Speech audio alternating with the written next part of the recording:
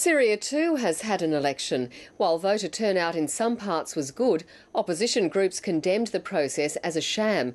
But even as the ballots were cast, the bullets kept flying. Middle East correspondent Anne Barker reports.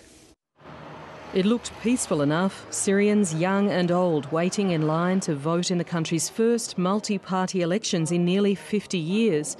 And many were hopeful this election might prove to be the circuit breaker Syria needs. We have to vote for the people who we want to be in Parliament so they can deliver our voice to the government. But as polling booths opened in some areas, elsewhere the violence continued unabated. In eastern Deir al-Zur province, several people were killed in a dawn raid by government troops. Human rights monitors reported gunfire and explosions in northern Idlib province, while new clashes broke out at Hama between rebels and soldiers.